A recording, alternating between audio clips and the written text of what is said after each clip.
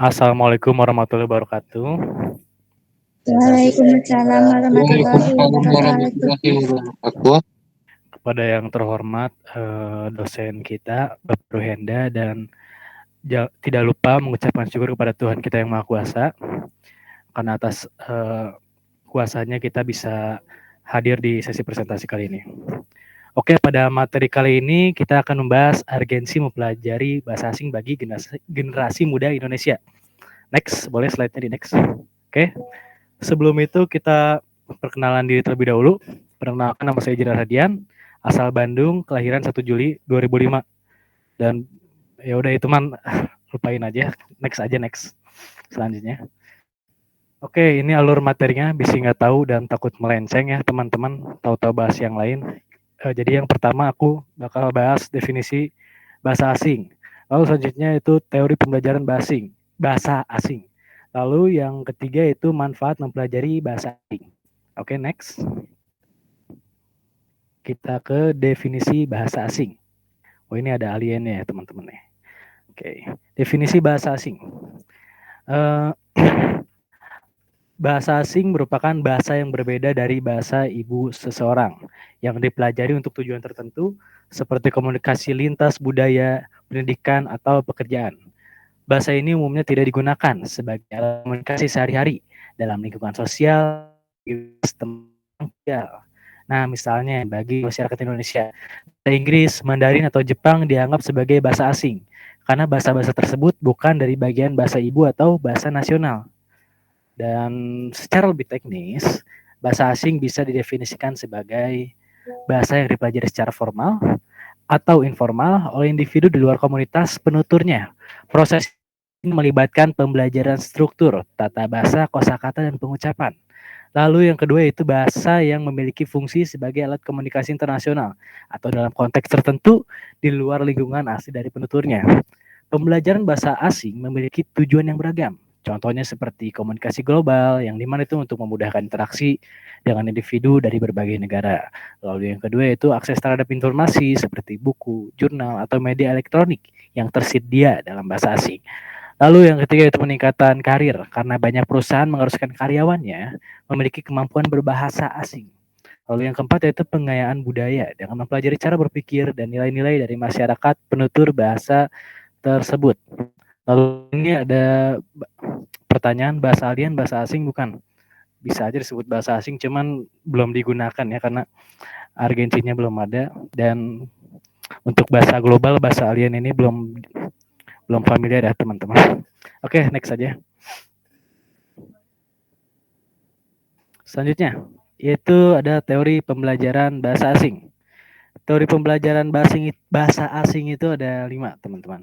Ada behaviorisme, cognitivism, lalu sosial kultural, inetism, lalu yang terakhir komunikatif. Saya akan jelaskan satu-satu. Dari yang pertama yaitu behaviorisme. Teori ini menekankan bahwa pembelajaran bahasa terjadi melalui proses pengulangan dan penguatan atau bisa disebut reinforcement.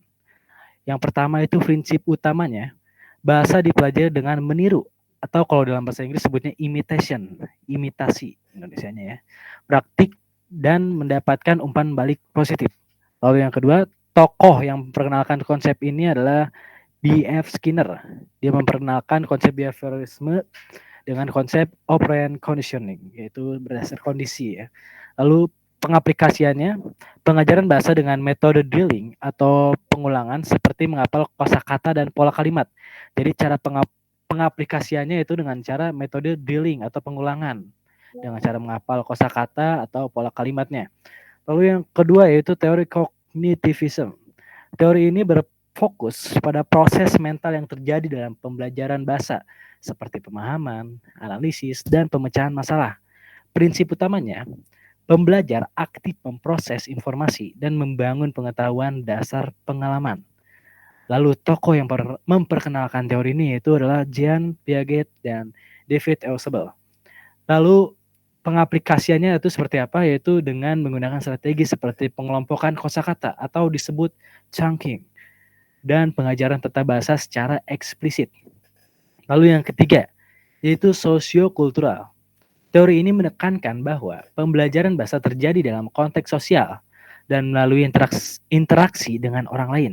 Prinsip utamanya, bahasa dipelajari melalui dialog dan kolaborasi dengan menggunakan alat bantu seperti bahasa itu sendiri.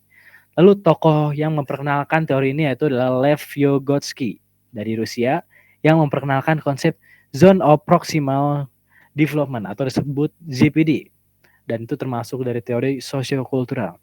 Lalu cara pengaplikasiannya itu seperti apa? Yaitu dengan belajar bahasa melalui kegiatan kolaboratif seperti diskusi kelompok atau bermain peran. Jadi misalnya kalau ada dosen yang pengen ngajarin kita bahasa Inggris secara praktek, biasanya mereka mengharuskan anak-anak untuk berbicara dengan antar teman menggunakan bahasa Inggris sebagai bentuk pengaplikasiannya secara langsung. Lalu selanjutnya itu yang keempat yaitu teori innatesm. Teori ini berpendapat bahwa manusia dilahirkan dengan kemampuan bawaan untuk mempelajari bahasa yang disebut dengan Language Acquisition Device atau disingkat LAD. Prinsip utamanya, proses pembelajaran bahasa sebagian besar bersifat internal dan terjadi secara alami. Lalu tokoh yang memperkenalkan konsep ini yaitu Noam Chomsky. Sepertinya ini juga dari Rusia, kalau tidak salah ya. Lalu pengaplikasiannya seperti apa? Yaitu para pembelajar fokus pada pembelajaran bahasa yang alami, seperti paparan atau exposure intensif terhadap bahasa target.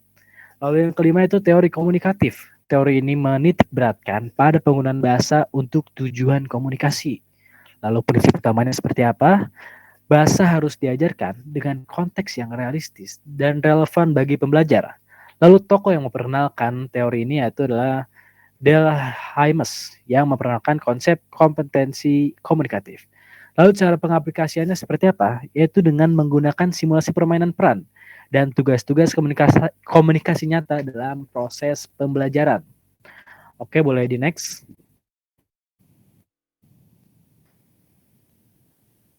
Oke, selanjutnya itu manfaat mempelajari bahasa asing, khususnya bagi generasi muda Indonesia, teman-teman.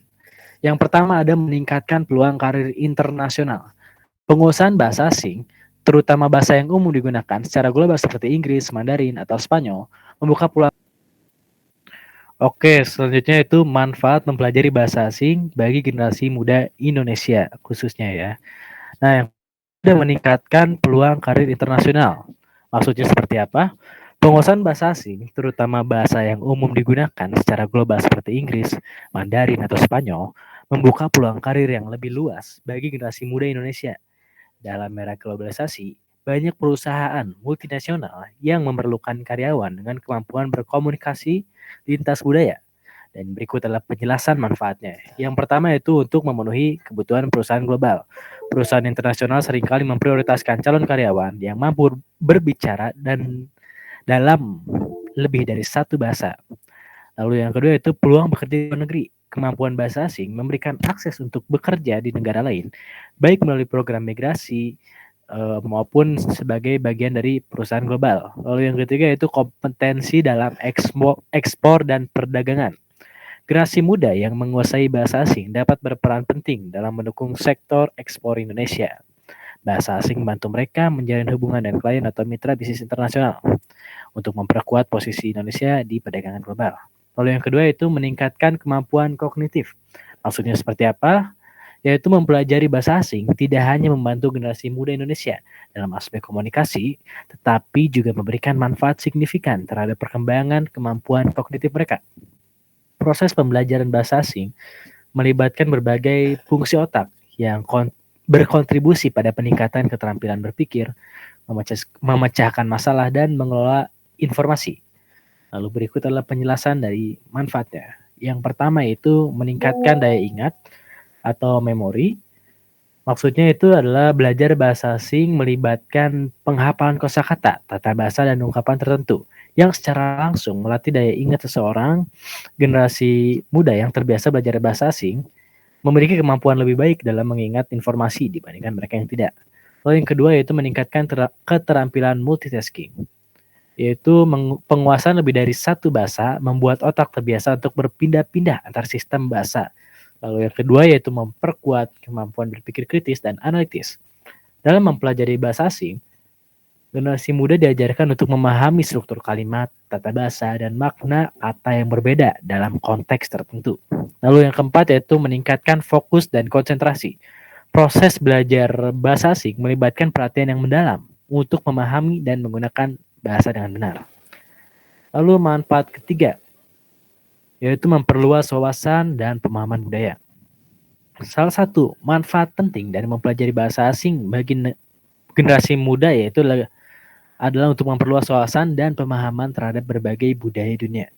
Bahasa bukan hanya alat komunikasi, tapi juga cerminan dari nilai-nilai tradisi dan cara hidup suatu masyarakat. Dengan mempelajari bahasa asing, generasi muda dapat memahami budaya lain secara lebih mendalam dan membangun toleransi terhadap perbedaan-perbedaan. Lalu berikut adalah penjelasan manfaatnya. Yang pertama itu memahami nilai dan tradisi budaya lain. Setiap bahasa memiliki kosakata, ungkapan, atau idiom yang mencerminkan cara berpikir masyarakat penuturnya. Dengan belajar bahasa asing, generasi muda dapat memahami nilai-nilai dan tradisi yang terkandung dalam bahasa tersebut. Lalu yang kedua itu menghargai keragaman dan perbedaan. Melalui bahasa asing, generasi muda dapat mengeksplorasi perspektif yang berbeda dari budaya lain. Hal ini membantu mereka menghargai keragaman budaya dunia dan mengurangi stereotip ya, sorry. Lalu yang ketiga itu memperluas cakrawala global. Dengan mempelajari bahasa asing, generasi muda mendapatkan akses terhadap literatur, film, musik, dan media dari berbagai negara. Lalu yang keempat yaitu membangun kemampuan berkomunikasi lintas budaya. Maksudnya itu penguasaan bahasa asing memungkinkan generasi muda untuk berinteraksi dengan orang-orang dari latar belakang budaya yang berbeda. Lalu ini manfaat yang keempat. Manfaat yang keempat yaitu meningkatkan kepercayaan diri. Mempelajari bahasa asing dapat menjadi cara efektif bagi generasi muda Indonesia untuk meningkatkan kepercayaan diri. Kemampuan berbicara dan memahami bahasa lain tidak hanya memberikan rasa pribadi, tetapi juga membantu seseorang untuk merasa lebih kompeten dalam berinteraksi di berbagai situasi, terutama di lingkungan internasional. Dan lalu berikut adalah manfaatnya. Yang pertama, yaitu rasa pencapaian pribadi. Menguasai bahasa asing adalah proses yang membutuhkan dedikasi dan kerja keras. Ketika generasi muda berhasil mempelajari bahasa asing, mereka bangga atas usaha mereka yang secara langsung meningkatkan rasa kepercayaan diri mereka. Lalu penjelasan manfaat yang keduanya yaitu adalah kemampuan berkomunikasi dengan orang asing. Mampu berbicara dengan penutur asli suatu bahasa asing membuat seseorang merasa lebih percaya diri dalam menjalin hubungan dan berinteraksi di lingkungan global. Lalu yang ketiga itu mengatasi rasa takut untuk berbicara di depan umum. Yaitu proses pembelajaran bahasa asing seringkali melibatkan kegiatan seperti presentasi, diskusi, atau bermain peran. Aktivitas ini melatih generasi muda untuk berbicara di depan orang lain, yang pada akhirnya mengurangi rasa gugup dan meningkatkan kepedean kita. Lalu manfaat kelima yaitu mendukung mobilitas dan pengalaman belajar di luar negeri. Kemampuan berbahasa asing memainkan peran penting dalam mendukung mobilitas dan pengalaman belajar di luar negeri. Bagi generasi muda Indonesia, dengan penguasaan bahasa asing, individu dapat memanfaatkan peluang untuk belajar, magang, atau mengikuti pertukaran belajar atau pelajar ya sebutnya di berbagai negara. Lalu berikut adalah penjelasan manfaatnya. Yang pertama untuk memenuhi persyaratan akademik dan beasiswa. Sebagian besar program studi dan beasiswa luar negeri seperti Erasmus, EAD, atau Fulbright mensyaratkan kemampuan bahasa asing tertentu, terutama bahasa Inggris atau bahasa lokal negara tujuan. Generasi muda yang menguasai bahasa asing memiliki peluang lebih besar untuk memenuhi persyaratan ini dan diterima dalam program-program tersebut. Lalu yang kedua yaitu kemudahan dalam adaptasi akademik. Belajar di luar negeri menuntut kemampuan untuk memahami materi kuliah, membaca literatur akademik, dan berkomunikasi dengan dosen atau teman sekelas. Dalam bahasa asing, penggunaan bahasa yang baik dapat lebih mudah menyelesaikan diri dengan lingkungan akademik, baik untuk meraih prestasi yang lebih baik atau adaptasi ya. Lalu yang ketiga itu pengalaman budaya yang lebih kaya. Kemampuan bahasa asing memungkinkan generasi muda untuk berinteraksi langsung dengan masyarakat lokal, memahami budaya mereka, dan mendapatkan pengalaman yang lebih mendalam. Selama tinggal di luar negeri, tentunya. Hal ini menciptakan peluang untuk membangun hubungan lintas budaya yang sangat-sangat bernilai. Lalu yang keempat yaitu memperluas jaringan internasional. Dengan kemampuan berbahasa asing, generasi muda dapat memperluas jaringan sosial dan profesional mereka selama berada di luar negeri. Hubungan ini tentu dapat memberikan manfaat yang jangka panjang, seperti pulang kerja atau kolaborasi internasional. Oke, next. Boleh di next.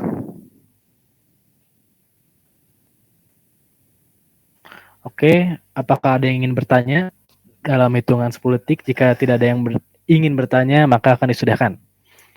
1, 2, 3, 4, 5, 6, 7, 8, 9, 10. Oke, next. Oke, terima kasih yang sudah menyaksikan. Wassalamualaikum warahmatullahi wabarakatuh. Waalaikumsalam warahmatullahi wabarakatuh.